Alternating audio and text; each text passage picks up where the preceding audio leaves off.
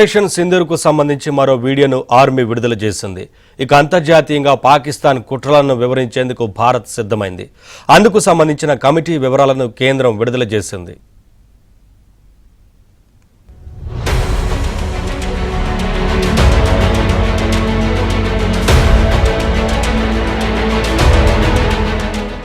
భారత్ పాక్ మధ్య ఉద్రిక్తతల అనంతరం కాల్పుల విరమణ ఒప్పందానికి ఇరు దేశాలు అంగీకరించిన విషయం తెలిసిందే. అయితే ఆదివారం నాటితో కాల్పుల విరమణ ముగుస్తున్నట్లు వస్తున్న వార్తలను రక్షణ శాఖ వర్గాలు ఖండించాయి.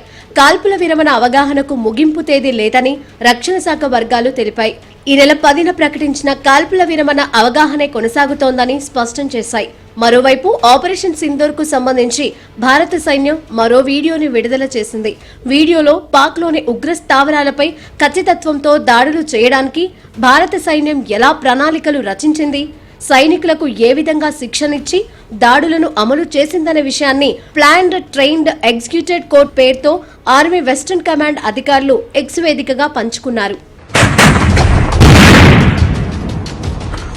9 मई रात को तकरीबन 9 बजे जिस भी दुश्मन की पोस्ट ने युद्ध विराम का उल्लंघन किया, उन सभी पोस्टों को भारतीय सेना ने मिट्टी में मिला दिया. दुश्मन अपनी पोस्ट छोड़ भागता नजर आया. ऑप सिंदूर केवल एक कार्रवाई नहीं, पाकिस्तान के लिए वो सबक था जो उसने दशकों से नहीं सीखा. ఉగ్రవాదాన్ని పెంచి పోషిస్తూ మన దేశంపై విషం చిమ్ముతున్న పాకిస్తాన్ను అంతర్జాతీయ వేదికపై ఎండగట్టేందుకు 7 అఖిలపక్ష బృందాలను కేంద్రం ప్రకటించిన విషయం తెలిసిందే. ఏ బృందాలు ఏ దేశాలకు వెళ్తాయనే జాబితాను కేంద్ర పార్లమెంటరీ వ్యవహారాల శాఖ మంత్రి కిరణ్ రిజిజు తాజాగా వెల్లడించారు. సౌదీ అరేబియా, కువైట్, బహ్రెయిన్, అల్జియార్కు బైజయంత్ పాన్ బృందం, UK, France, Germany, EU, Italy, Denmark దేశాలకు రవిశంకర్ ప్రసాద్ టీం వెళ్లనుంది. ఇక Indonesia, Republic of Korea, Japan, Singapore కు సంజయ్ కుమార్ ఝా బృంద సభ్యులు వెళ్లనున్నారు. అలాగే UAE, Liberia, Democratic Republic of Congo, Sierra Leone కు Shrikant Shinde team, US, Panama, Guyana, Brazil, కొలంబియాకు శశి థరూర్ బృందం వెళ్లనుంది. Spain, Greece, Slovenia, Latvia, Russia దేశాలకు కనిమొలి బృందం వెళ్లనుంది. ఇక సుప్రియా సూలే బృందం ఈజిప్ట్, ఖతార్, ఇథియోపియా, దక్షిణాఫ్రికా వెళ్లనున్నాయి.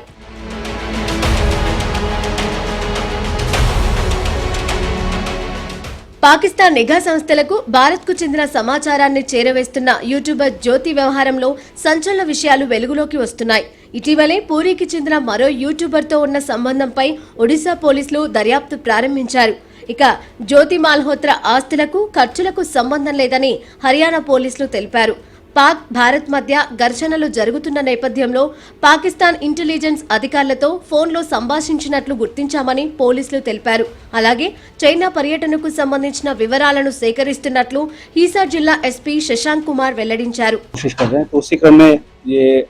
हमें सेंट्रल एजेंसी से इनपुट मिला था, उस पर हमने काम किया. तो ज्योति मल्होत्रा जो कि रेजिडेंट है हिसार की, उसको हमने अरेस्ट किया. तो she was in touch with PIOs and she had also visited Pakistan multiple times और she has also visited China once. और उसे हमने परसों अरेस्ट किया है और उसकी हमने अभी 5 दिन की पुलिस रिमांड के लिए. ఇక లష్కరే తోయిబాకు చెందిన ఉగ్రవాది సైఫుల్లా ఖలీద్ హతమయ్యాడు.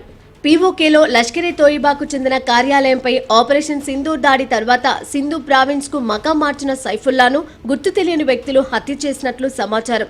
మన దేశంలోని రాంపూర్, నాగపూర్, బెంగళూరులో జరిగిన పేలుళ్ల వెనుక సైఫుల్లా హస్తం ఉంది.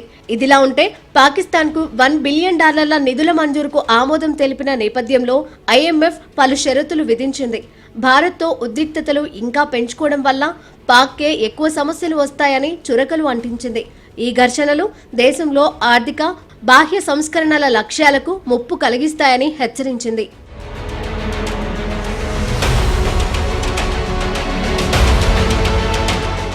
పాకిస్తాన్ సొంత ఆలోచనలు లేకుండా భారత్ను నిత్యం కాపీ కొడుతోంది. విదేశాలకు భారతదేశం నుంచి 7 అఖిలపక్ష బృందాలు పంపనున్న నేపథ్యంలో పాకిస్తాన్ సైతం ఇదే రకమైన చర్యలు తీసుకుంటున్నట్లు సమాచారం.